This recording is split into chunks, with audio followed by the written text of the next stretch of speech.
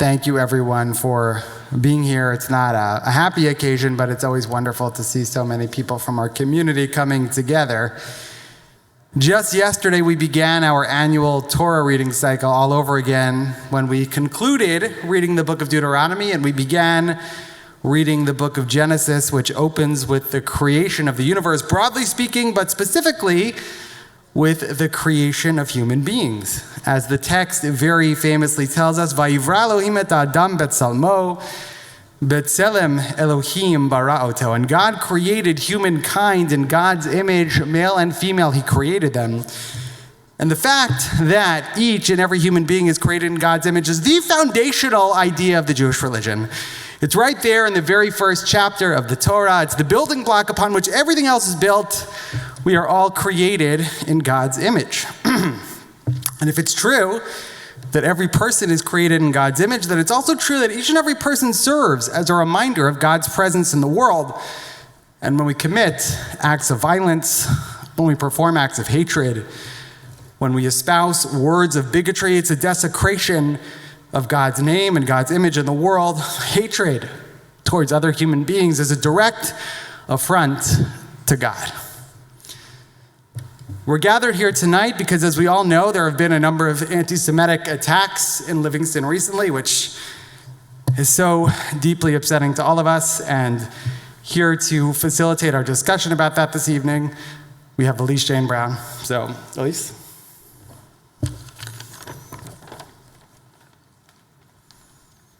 Hi, everyone. Can you hear me if I stand here?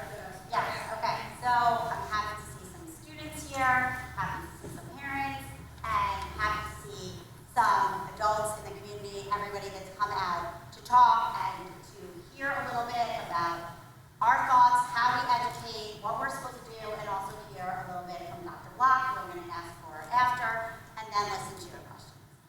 So the first thing that I'm going to do is going to seem a little strange to some of the adults and maybe some of the students. It's something I do during lessons when I'm teaching about the Holocaust. I'm going to ask you to say a word, and it's a kind of uncomfortable word, but I'm going to ask you to say it. Everyone say anti-Semitism. Anti-Semitism. Say it again. Anti-Semitism. Okay? It's not okay. Anti-Semitism is not okay. But it is okay to say it when it happens. And it is okay to talk about it.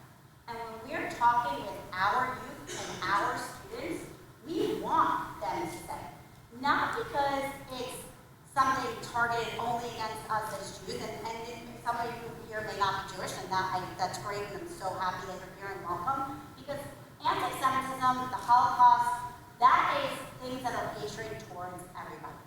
It's not a Jewish problem. The Holocaust was not a Jewish issue. It's a humanity issue. It's an issue against humans. And we have to remember that. We have to remember that as our students, as parents, as educators. We have to remember that it is wrong, no matter what. No matter what. It was wrong towards all different people. Yes, 6 million Jews, of course. So yeah, that's a Jewish thing to talk about. 6 million Jews were murdered in the Holocaust. But so are 5 to 6 million others. And we don't ever want anything like that to happen to anyone again. So now we shift to what is happening here. And it's kind of in different directions. Everybody can hear, right? Should I go? Oh, the live stream. Sorry. Okay, so now I do have to stand here, which makes me a little uncomfortable, but okay. So as we're talking about this, and as we're talking about these issues, we want to separate them into categories. What's happened here in Livingston over the past few weeks is drawings, symbols that are hateful. Seeing the swastika. Has anybody seen a swastika, not in a book or for education, but seen it graffitied somewhere? Yes, students? Okay, and it makes us feel really uncomfortable. Why does it make us feel really uncomfortable? It makes us feel really uncomfortable because the swastika represented, the Nazis took it, represented it, and it was the representation of the Nazi Party. And it was used, again, to kill 6 million people and 6 million others. There's no way to get around that. Swastika makes us feel uncomfortable. And certainly when you see the swastika and you see other words any racial slurs that go along with it, not just against Jews, against all people. It is an uncomfortable situation. And we don't want to see that on our school buildings, in our halls. I know a lot of people, my own kids included, have seen it at the Basin. That's a frequent flyer. You know, that field down there, that's constant. We're seeing swastikas. Nobody wants to see those ever anywhere, and we know that. But when we see them, we have to talk about what the action is. So a note, and if a student wants to volunteer, you're welcome to. Is there any student that might want to tell me if they see it, what they would do? Anybody? Report it, okay? The first thing you're supposed to do is report it. And we may or may not find who the person is that did it, but we're certainly going to try and look for that person. But if we can't, we also, where it's seen in that school building, in that town, wherever it is, we want to address it. We want to educate on why it is wrong. What happens between the years of 1933 and 1945? I'm really not good at math, but my kids and my husband will tell you I'm really good at math between those years. We want to address what happened during those years that makes us so uncomfortable and upset when we see that symbol. And that is the most important thing when it comes to education for anti-Semitism. Then there's other anti-Semitism, and I do this all the time for a living, that's happening around us where a single person is actually targeted. Right now, here in Livingston, thankfully, we haven't been seeing that yet. And I think why we're here today, and after this little introduction, because I don't like to talk for too long, I want Dr. Block to address a little bit what we're doing so that these symbols on our schools are uncomfortable. They're wrong. They're not what we want. And what we want to do is stop them from happening, because we don't want to get to that next level, which we know it could get to. We have seen it over and over and over again. We have seen that it goes to that next level, and that next level is when we have somebody targeted, when somebody says something to someone, or somebody threatens someone. And those situations stem from the start of hate speech and hate symbols. And so while here in Livingston, those hate speech and hate symbols and things that we're seeing drawn and written in places right now is where we're at, we never want to get to the next step, or horribly further steps, which we know it gets to. I did want to show 2 different clips tonight, but we had some trouble with the screen, so I am going to send them out after. One is of a Nazi rally. Some of you may have seen it, that took place at Madison Square Garden. It is pretty well known. It looks like it could be in Nazi Germany. It was not. It was here in the United States in the 1930s. I encourage everyone to look it up and watch it, and it can really show you exactly what could happen and what did happen and how much it got to that here in this country. I also, is another clip from that the AZL put out in 2019. They are working on another one that shows the drastic rise of anti-Semitism in the past few years that has leaps and bounds gone up. The Jewish population is less than 2% of this country, and we have the largest proportion of hate crimes. There's something wrong with that. And there's something we have to do to stop that. And when we see those symbols, that's where we have to start to draw the line. So with that, I want to introduce Dr. Block to say a few words about what we're doing so that we know this stays, and number one, it stops, but also we never get to the next level. Thank you, Dr. Block. Go ahead.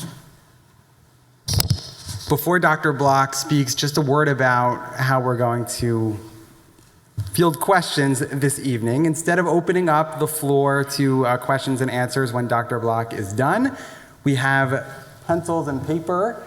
Our executive director, Neil Weinberg, has some pencils and paper for us here, and he is going to make rounds around the room. And if you have a question, please raise your hand, and Neil will give you a piece of paper and a pencil, and you'll be able to write your question down, and then he'll collect that question from you. So if you have any questions of Elise or Dr. Block or anything about what's happened in Livingston recently, please feel free to ask them, but that's how we're going to do it this evening. And I just want to thank Dr. Block for being here. It's really, really wonderful that you are here and you're willing to address what's happening and field these questions. And And just so everyone knows, Dr. Block belongs to Agudath Israel in Caldwell and sends his kids to Camp Ramah in the Berkshires, and it's really, really wonderful to have you here on our bima. Thank you. Thank you, everyone, and it's great to see so many people out tonight. I think one of the biggest thrills was to see some of our students who came tonight to listen and be part of this. So I am always encouraged when things like this happen. When you speak to our students, you can't help but think that there's good things coming for us in our future. And I just want to mention two of our Board of Ed members who are here tonight, Seth Cohen and Pam Charles. I know that when we go through this, the hurt and the frustration and the anger and the pain that comes with having these symbols written around the district, I know the board feels those as well. And I'm not going to introduce everyone I see in the audience, but I also see our partner with the Livingston Police Department, Detective Kevin Mullaney, who's here, and somebody who we rely on very heavily when these things happen, because these symbols that are drawn that tend to be drawn in pencil in bathrooms insidiously are just as much hate crimes as if they were drawn out in the open and if they were obvious. And our police department, and particularly Kevin as our juvenile officer and partner, treat them as such, and we access him anytime that these things happen. So we know that our schools and our purpose and our mission, which we were just talking about at last night's Board of Education meeting, stretches far beyond teaching reading, writing, and math, although that's very important, and I'm sure our students will be doing plenty of homework after the program tonight. But we have the really important task of helping to shape human beings in the future. And the time that they spend in school, and I think we saw it even more during the pandemic when they weren't in school, the time they spend in school is precious, and the messages that they receive through being in school are incredibly important. And over the last few years since I've been here, and I know before, we have really made a concerted and purposeful effort to make sure that our students are learning lessons of respect, learning lessons of community, learning lessons that are even more specific to race and anti-Semitism and anti-racism, and learning what they can do both as being good people and not participating in acts of hate, but calling out acts of hate and reporting acts of hate, and being people who actively take part in making the world a better place. And even as I walked in tonight hearing about some of our students' bar mitzvah projects, working with survivors and making sure that those stories are heard and kept and told, I will talk tonight about the things that have disturbed us, but also about the students that we're so proud of. So we have had this year several incidents where we have had swastikas, three drawn in a bathroom and one carved into a corner of a desk. And those are, one of the questions I get asked is how do we not see that happen? And well, when they happen in bathrooms and on the back of toilet paper holders or in a corner of a toilet stall, it's hard to have your eyes on exactly who's in there and who's committed the crime. But each of the incidents has been reported also by one of our students, and we react to those instances right away. We call Kevin and the Livingston Police Department. We file a report. We go to our own cameras and surveillance and monitoring.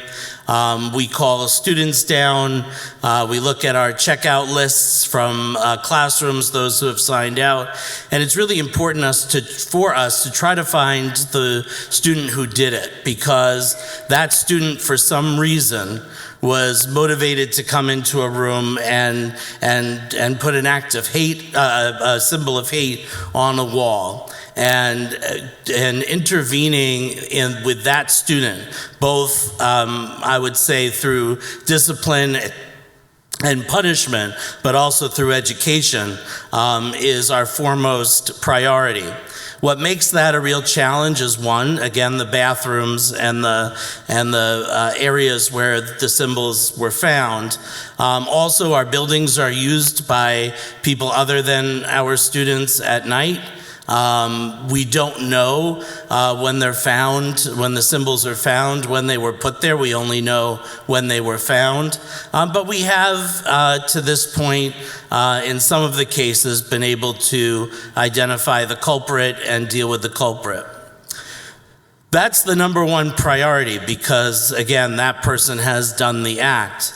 The other priority is working with, is making sure that there's a clear message out to the entire student body that these acts of hate are not tolerated.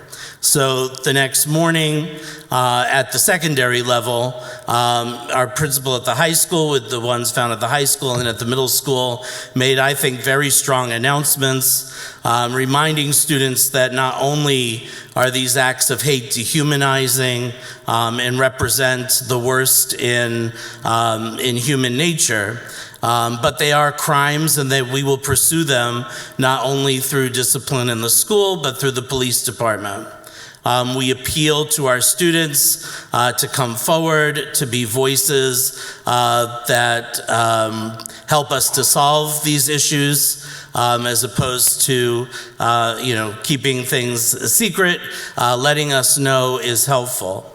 And in addition to the announcement, we follow up with educational programs. So at the high school, immediately through our community periods, we had discussions related to anti-Semitism and hate, and there was also a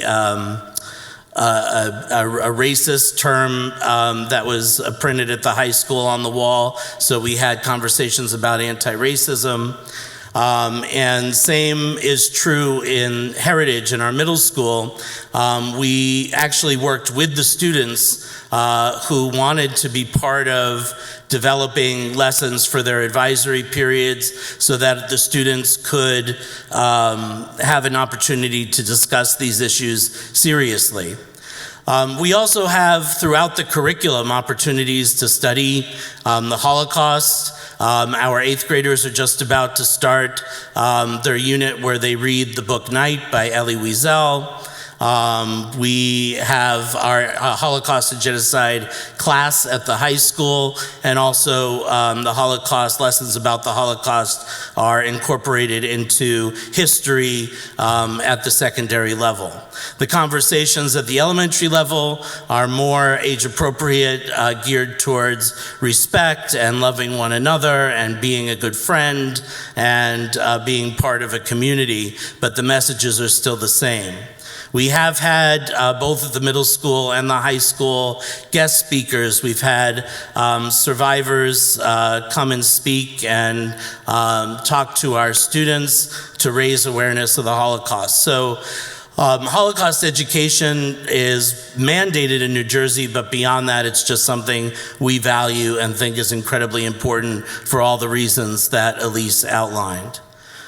I think the other thing that we do, and I know this has been a topic of conversation, is it's always important to recognize that while we had a handful of students that committed these acts, that most of our students who are educated and know that these symbols are symbols of hate and know something about what they represent, particularly in the upper middle school and high school, are as hurt as I am, and as you are sitting here, and as the adults are in our community, and are sad, and are troubled, and are scared, and can't believe that these things happen in our schools. So we can't forget about those students also, those students who are not the culprits, but to the opposite, feel like we do when these things happen, distraught and upset and frustrated.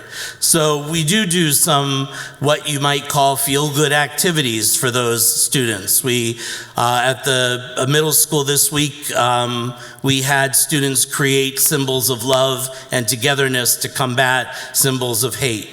This was their idea. I was actually born out of the teachers. It was the teachers who felt that they wanted to do that for their students. And we had great participation in those activities, and there's a beautiful bulletin board front and center now at the middle school that highlights love and togetherness and positive symbols. We have clubs at each of our schools now. There's social justice and equity clubs. We have a lot of students taking part in those clubs and organizations and wanting to be part of the solution. So I think, again, it's important that every time that these things happen, and we hope they never happen again, that we take them seriously, we address them broadly, that we continue to do the education piece on an ongoing basis so that people know what these symbols mean, and that our students know that, that they need to report these things so that we can manage them.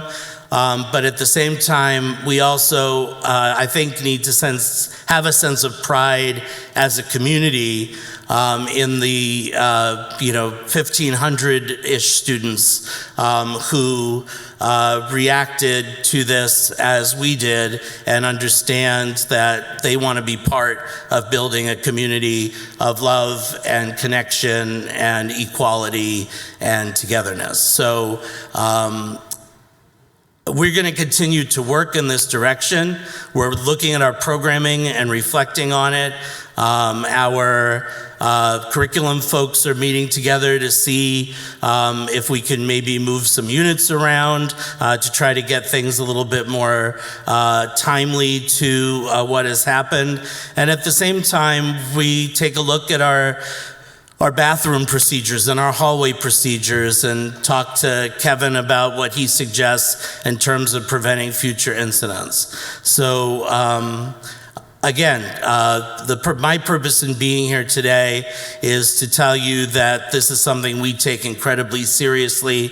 It's something we are trying to address from multiple angles. It's something that we're not going to forget about in 2 weeks, 3 weeks, 3 months, or 3 years. This is an ongoing effort to make sure that the Livingston Public Schools are welcoming for all.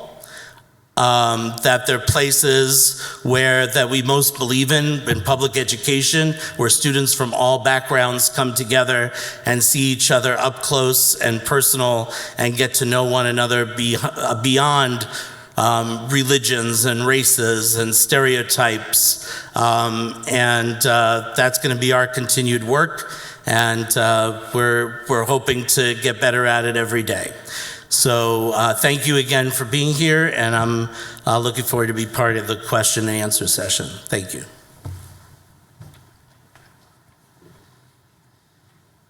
Again, if anyone has any questions, just please raise your hand, and Neil will come around with pencil and paper. But we also have the mayor of Livingston with us here this evening, my friend Mayor Ed Meinhardt. So I think, Ed, you wanted to offer just a couple of words as well. Great. Oh, right, yes, we do have a live stream, so.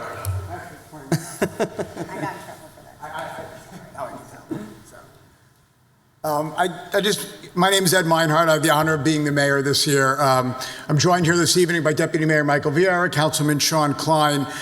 We also take a very hard stance on this, and we feel there's a very important dialogue that's going to take place, or that is taking place today and in the future. Kevin, thank you very much for joining us. You do yeoman's work for this town, and we thank you very much for everything that you do. Dr. Block talked about the diversity and inclusion in the schools. We feel the same way about the residents of Livingston as well. And that's really, the extension of how we work together. It's not only just as students, but also here at the town as well. And we certainly are here to lend our support, our services, and whatever we can do to help the causes and to help these terrible things that are taking place. So thank you for asking me to speak, and thank you for hosting this event for the community.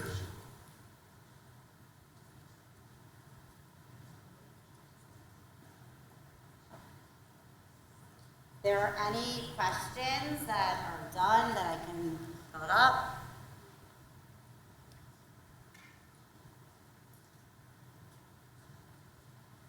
I think I will just-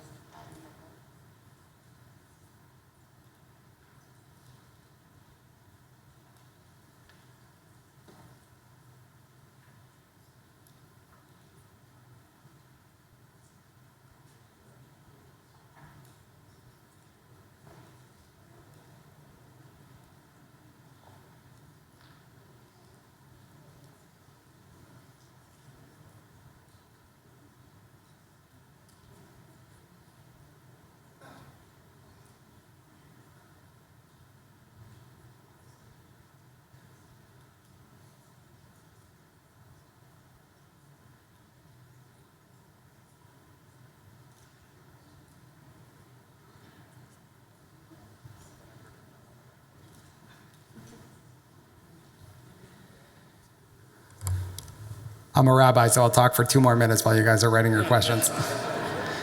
This week's Parsha discusses not only the creation of the universe, but also tells the very famous story of Cain and Abel, which of course is the first murder in human history, when Cain kills his brother Abel. And after the murder occurs, God says to Cain, "Where's your brother?" And Cain very, very famously says, "How should I know? Hashomer achi anochi, am I my brother's keeper?" And of course, the answer to that question is yes. And really, our entire tradition, and you could argue that all of Western religion, I think, is framed as a response to that question. We are all our brother's keepers. And the fact that we're all here tonight and responding in the way that we are to something like this, to me, demonstrates that we've internalized that idea. We know what it means to be our brother's keepers. And I'm so proud to see so many people here this evening. And that's a big piece of what it means to be Jewish and what it means to be citizens of the world, is to respond when these things happen and to be shomrim, to be keepers for our brothers and sisters in the world. So kol hakavod to everyone who's here tonight. And I think I've delayed long enough. We're good? Great. So we have a few, and I actually think the first one is actually for both of us. So the first one asked, and this is a great question, has there been any effort made to engage with the Catholic and Protestant clergy regarding this? I would kind of, from Rabbi Cohen's perspective and mine, I would actually include we have a lot of different clergy here in this town of a lot of different religions and denominations, and I know I speak with them all the time and do programs amongst all different religions. I know we have a town-wide program, right? Where we... Yeah, sure. Yeah, I'm the vice president of the Livingston Interfaith Clergy Association, so I did invite our president to be here this evening and let him know about what's going on. He had a prior engagement, but I was on the Clergy Corner TV show at Livingston High School this afternoon, so we did make mention of what had been happening in Livingston recently and advertised this event tonight as well. So we should be doing more, and we will be doing more, but they're certainly aware. The other clergy leaders in town are certainly aware of what's going on. Okay. I'm going to sift through these while I let Dr. Block address this one. When the students were caught, did they say anything about their reasoning of why they do it? Do you find anything about that? So I'll speak for a moment as a former middle school principal. One of the least productive questions sometimes to ask a middle school student is, why did you do that? They generally don't have a very good answer, and Thank goodness for the students that we have found to put up the symbols. The answer was not about hatred. It was about drawing, and it was about, I wanted to see how people reacted. It was, it's those types of things that you hear, and all the more reason that education and making sure that they understand the hurt that those symbols causes is really important. Okay, another one. What is the district's relationship with the ADL, and do they provide any input and guidance to education provided to the students? I believe they do. I mean, I work with ADL all the time. I'm happy to help coordinate that. They do have a whole unit on how they teach hate, and they do it from kindergarten up, so. Yeah, I mean, I don't know. We have used both, I think, speakers from the ADL and materials from the ADL. I can't speak to exactly where and how they're used right now, but we do have a connection there, and I know that our social studies supervisors in particular have relationships with the education folks at the ADL, so we do have a connection with them. Okay, I guess this one's probably for me. Are there any workbooks or plans for parents to teach their kids about supporting their Jewish friends? How can other kids learn to address what they may see as anti-Semitism? There are a lot of, one thing about the Holocaust and about anti-Semitism is the Holocaust, fortunately now, is the most documented event in history. The most documented event in history. So yes, we have plenty of books that start from kindergarten on that help to teach what happened, to learn those lessons that are age appropriate.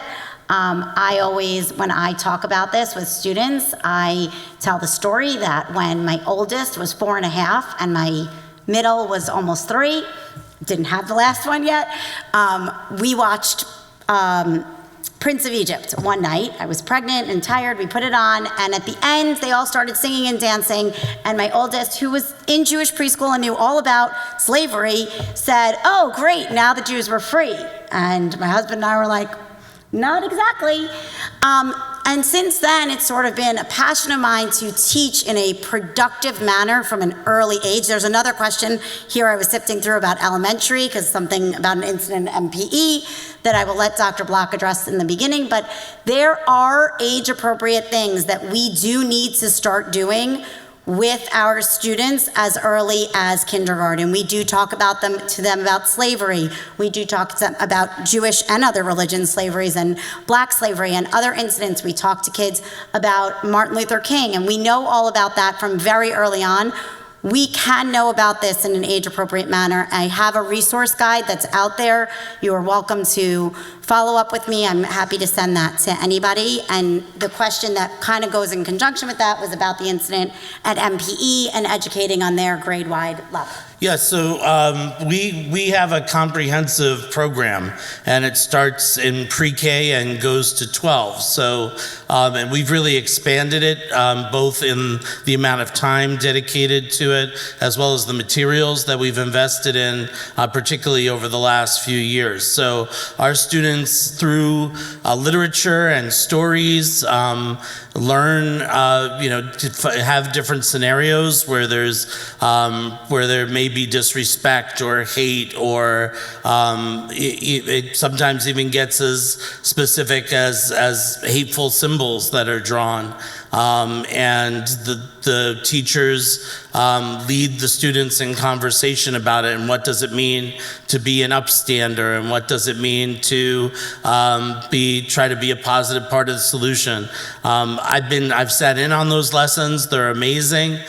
We've also added a lot of resources to our libraries that are multicultural and diverse, that cover different religions and different ethnic groups that our students are taking out and reading all the time. So the program really does begin in the elementary schools. It moves up into the middle schools through the advisory program, and then through our brand new, we just started last year, community period at the high school. Of course, the lessons there are still being tweaked and refined, but we're excited that that has begun at the high school, having time set aside for students to discuss these important issues. And also working these lessons into the curriculum as we're studying the Holocaust, as we're studying slavery, as we're studying those most troubling instances of our human history, engaging in conversations about citizenship and how to be better citizens, positive, productive citizens of the world. So it's a pre-K to 12 experience, and we do look for resources from outside organizations, from the ADL, and from the NAACP, from other organizations that we weave into the curriculum that we write for these things. Okay, the next question asks, do we know how other communities handle this? I mean, I can speak for my work in the area in these counties. I cover Essex, Morris, Sussex, Union, and parts of Somerset. And every community handles it a little differently. I will say I've been in schools all over. There are some schools that don't have a large Jewish population, and they're knocking it out of the park. They're making this a centerfold piece of their education. I was in a school last year in Harrison that crossed curriculum amongst every class. They were teaching this for their, I believe it was the 7th grade, the entire 7th grade, and their teachers were cross-curriculing a unit on NATE to the point where they were in their STEM class learning how to build a boxcar so that they could figure out how horrible it was to work that way. I mean, it was unbelievable what I saw at this school. There are also schools that handle it and don't speak about it, and don't address it. So I think it's a really big variety of what's taking place out there in our communities. As I was saying before, this is a daily occurrence. Sadly, this is a daily occurrence in my world where everybody is talking about it. I don't know if Dr. Block wants to talk about talking with other communities. I also want to recognize that we do have a large Holocaust survivor population still, thankfully, amongst us. It's obviously getting more and more challenging, but we do have a lot of survivors still, and we have a lot of children and grandchildren of survivors that are continuing to tell their stories, and many communities are relying on that to be able to do this. So. Yeah, I mean, different community. It's hard to say different communities are on different parts of the continuum. We believe here that it's really important to talk about it, to get the message out, to make sure parents and the community are informed about what's happening so that they can talk to their children. You can talk to your children at home. We can talk to the children about it in school, and to have it out in the open and front and center. I think that's something we're dedicated to. I'm not sure that every community is at that point yet where they're ready to have those challenging conversations, but I do feel we are, and I'm glad that we are. Before you say, because I don't Yeah, know, this is sure. definitely for you, have any of the cases been solved, or has there? Yeah, yes, some do and some go on, and we don't ever find the culprit. That's the short and long answer. Yeah.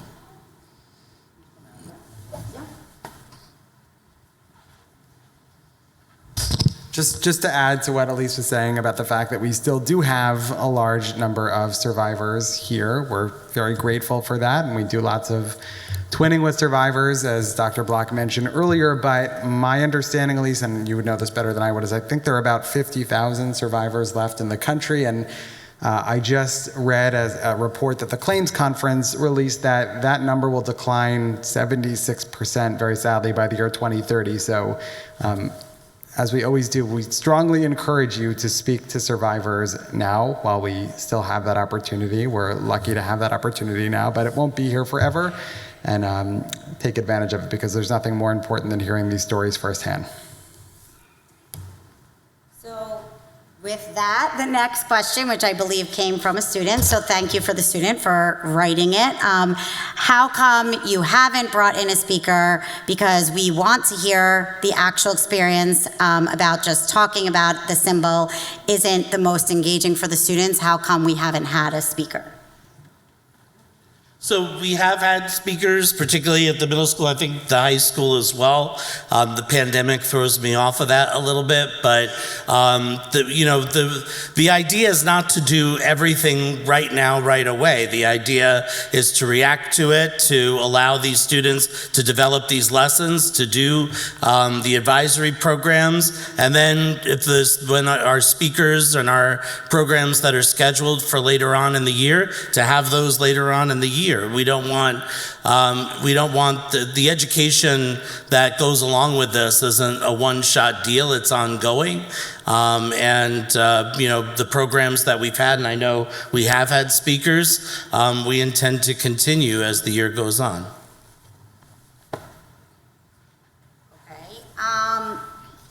As these incidents happened in our Livingston bubble, it's hard not to ignore the extreme rise in anti-Semitism outside, even more so in the last 2 weeks. How can we speak to all our kids, not just the Jewish ones, about what is no doubt influencing the hatred happening in Livingston? So I was just having a lot of conversations the past few weeks exactly about this. When we as adults were all growing up in our worlds, in either here or in another country, wherever we grew up, we didn't have our own phones, our own access, our own individual things that we were looking at. Maybe in our homes, the news was on at 6 o'clock. Maybe we were chatting with a friend on the phone, but it was some kind of landline somewhere in the house. And we weren't sitting there in an information zone where we were getting it on our own and our parents didn't know about it. Not to say my parents knew everything, but as a general, we were able to monitor and control that. And now when I talk to schools and parents about this issue, our students, our youth are seeing things all the time coming from everywhere. And there is a tremendous amount of anti-Semitism out there. I'm sure you all know the incident of last week. Unfortunately, it is happening all the time with famous people, non-famous people saying things, and it's spreading. And we don't know what our kids are seeing. So when parents say to me, I'm not ready to tell my kid that, well, you kind of have to, because if they have access to it, they're going to hear it in another way. So I personally think, and that's why it goes back, and I have this resource guide with age-appropriate books, I think the education needs to start immediately, that students young people need to learn about it. You need to do that in a controlled atmosphere, but we are not controlling what they see. So they are going to know what's happening. They're going to see what Kanye West is tweeting. And worse than that, if anybody saw, because it was sent to me in a barrage, when the New York Post put something up about the incident, over 7,000 hateful comments agreeing with what was probably right, because then it was followed up by saying that it was controlling the media, that Jews were controlling the media. And most of the 7,000 comments were agreeing with the fact that it was said that Jews were controlling the situation because they were controlling the media. And our kids are seeing that because they, from some of them is 3rd, 4th, 5th, 6th, 7th, 8th grade up, have these phones. So I'm not saying we shouldn't have them. Of course, that's the world we live in, but we should have open conversations with our children about them. They should know, and don't assume your kids don't know what's happening, what anti-Semitism is, what the Holocaust was, what other acts of racism are. They know, and it should be spoken about. So, and I understand the use of the bubble, but I like to say, don't think we're in a bubble. I think our kids are well aware of what is going on, and we need to foster that in the right way. Okay, the next one I'm assuming is also from a student, so I'm going to let Dr. Block address this one. I have seen many instances where kids at Heritage use their phone inappropriately in the bathroom, gym locker. I think we need to do a better job monitoring the bathrooms. I think we need to make and enforce phone rules better. Second, I think we need to educate students more about the Holocaust and hate symbols. How can we better enforce rules like this, and what will the districts will teach the students about this? Yeah. These are great ideas, and I hope you'll go onto our website and fill out an application, because we'd love to have you supervising. Just to quickly, and I will answer that question, just to quickly follow up on what Elise just said. We are truly a diverse community in our schools. So Livingston is a diverse town. Our schools are becoming more and more diverse. And, we talk about the Kanye West situation and anti-Semitism rising. We know that hate is unfortunately rising across the country on social media in all kinds of ways against all kinds of groups. We were super proud last year when some of our AAPI students lobbied the state to have some additional AAPI lessons incorporated into the curriculum.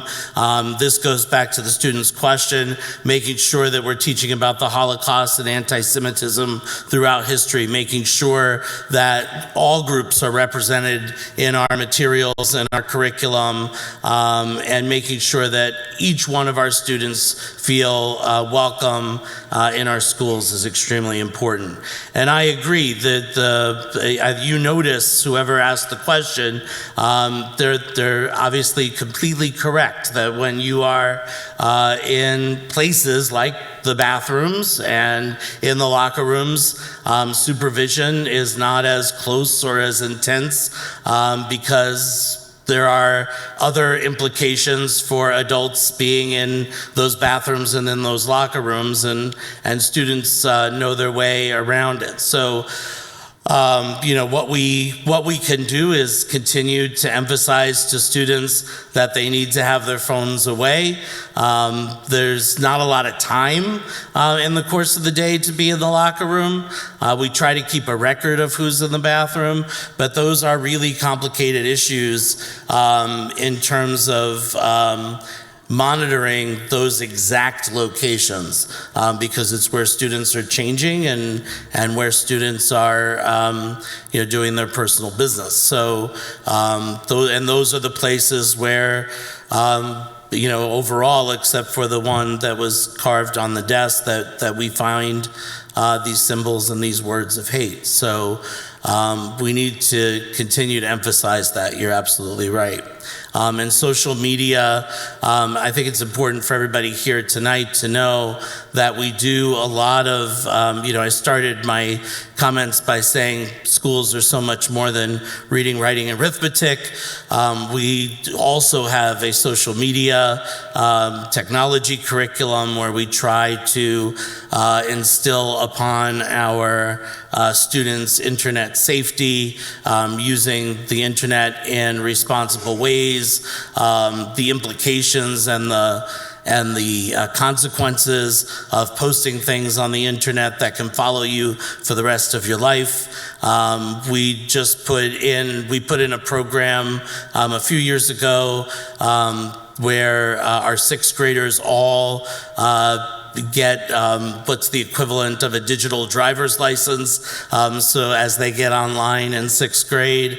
So we emphasize that, and the student asked about that, so that's really important. We emphasize that throughout the students' time, because the dangers of not only the messages they hear, but the activities they may participate in really have severe consequences for our students, and it's worth talking about. And I think it's connected with the topic that we're here to discuss tonight. Okay, this this is a good question. While it is wonderful to the extent of education our students about the Holocaust, how much education about anti-Semitism discusses anti-Semitism now? It didn't stop in 1946, and I worry that we talk about anti-Semitism as something that ended 70 years ago. Also, how does Livingston Schools make supporters of Israel feel safe? Because this is an issue a lot of our students feel.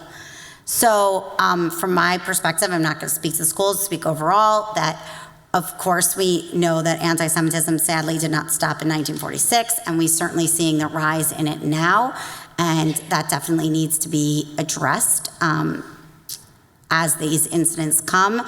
You know, sadly, our kids know of anti-Semitic acts that led to death, that there was murder, and we need to know and understand that, and I think certainly when they happen, they should be addressed in Livingston schools. Yep. I mean, having equity as a prime focus area in our schools, we discuss exactly those things. I think I've talked about it from kindergarten on up. It starts with respect and kindness and community, and then goes to what's happening in the world, what are current events, how can I be a positive force to combat some of the hate and strife that's going on in the world. So we don't leave it in 1946, although our history curriculum does cover it cover the Holocaust and certainly talks about modern society more as the kids get older. We talk about current events with kids in our classrooms, in our advisory and community periods. So we're covering it, particularly at the secondary level in a more direct way.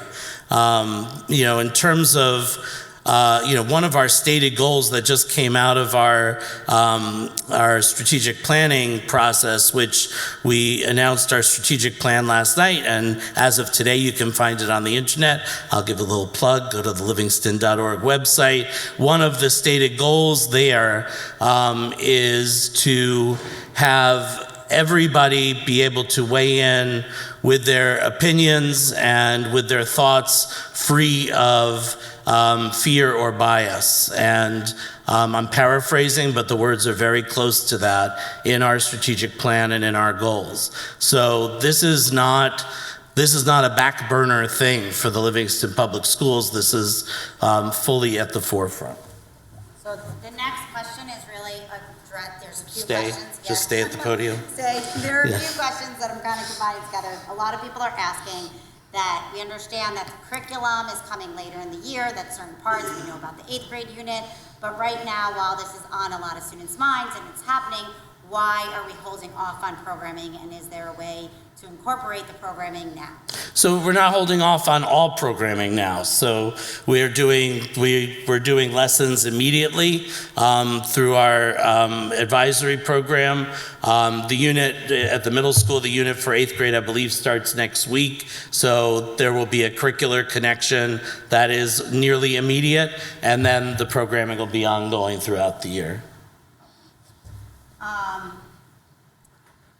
So I guess this is kind of for both, but when the latest event happened, my son's response was, "Why are you surprised? It happens every year." How do we make sure that they're not desensitized to these issues? That is a really excellent question, and you're absolutely right. I am hearing the same thing from a lot of students around that are saying the same things. That always happens, it's always there, it's always that. And I think we need to instill in them, again, why it is so wrong and why we need to remember that we should never get desensitized to this, but also, and I wrote about this week in my latest blog about it, that we also have to remember, for those of us that are Jewish or other faiths that want to remember, that we also have to remember why we're fighting for this. So it's not enough just to say, we're going to post about anti-Semitism, we're going to talk about anti-Semitism. We also have to talk about what we're defending and why we want to stay and why it is so important to stay on that trajectory. And I can't stress that more enough. It's something I have to remember myself always to do, that it's not just about stopping anti-Semitism, speaking out when something's wrong, but it's also about actively knowing why we're remaining Jewish and why it is so important. Or for other groups, the same thing. We are not the only targeted group. So for everyone, it's really important that we remember that our own traditions and heritage and the traditions and heritage of others, that it's really important to uphold all of those, not just to speak out against it. And I also cannot stress more enough, if you or your students have not had the opportunity to hear from a Holocaust survivor, or now the children and grandchildren of Holocaust survivors that are incredibly living on and telling their legacies, I encourage you to continue to do so and hear from them as soon as you can. And I think this is kind of the last question that's really for Dr. Block. Would you allow for student perspectives from religious, ethnic groups, not even just social groups, but not out of the equity team, just clubs in general, to address this issue and speak about it? Yes, I mean, I think it would be great to have students come together, and I think it's important for that, depending on the grade level, to be an organized and well structured conversation. But I think, again, that's one of the reasons that I believe so strongly in public schools, is that the diversity is there. We have people from all different backgrounds, religions, different kids who think different ways and believe different things. And if we're not setting up structures for them to interact and to share their stories and their perspectives, then I think we're missing the boat. So absolutely, I think to the extent, you don't need to be in a club, you don't need to be part of the equity team to participate in these things. And I would suggest to the students who are here, if you're interested in being a catalyst for that, go see your counselor, go see your principal, go see one of your assistant principals, and if it's not working out, send me an email. Okay, that was sort of a big combination of all the questions, and we got through them. There was a question that I'm not going to address now. If the person that asked the question about the difference between the swastika and the Indian symbol, if they want to stay, I'm going to stick around and answer some questions. So if you want to speak to me on the side about that, I'm here to talk and address that, but it's not something we wanted to go into tonight. And I think if there aren't any more comments or thoughts, Thank you so much to Dr. Block and Elise. It's wonderful to have both of you here with us. And I just want to pick up on one thing that Elise said towards the end. It's very, very important to remember what we're fighting for. We're not fighting for anti-Semitism for no reason at all. We're fighting anti-Semitism because we value our tradition. We value being Jewish. It's deeply, deeply important to us and fundamental to our identities as human beings. I spoke about this on the high holidays, but we're a tradition that's defined by life, not by death. The rabbis teach that we're supposed to live by the commandments, not die by them. And this is my little plug. Come to shul. The best way to fight anti-Semitism is by coming to synagogue and embracing an active Jewish life. And I know my friend and colleague, Rabbi Edwards, would agree with that. So we hope to see all of you in synagogue. That's the best way to really fight the scourge of anti-Semitism, is embracing an active Jewish life. And on that note, my colleague Cantor Sharon Noller is going to bring the evening to a close.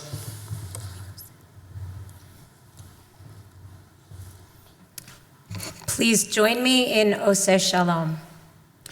Oseh Shalom bimromav. Hu yaseh shalom aleinu ve'al kol Yisrael v'imru amen. Oseh shalom bimromav. Hu yaseh Yaseh shalom aleinu ve'al kol Yisrael v'imru amen. Yaseh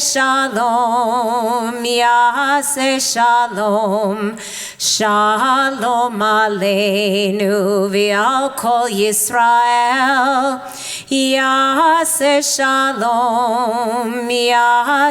shalom shalom aleinu ve'al kol Yisrael. Yaseh shalom shalom aleinu ve'al kol Yisrael. Yaseh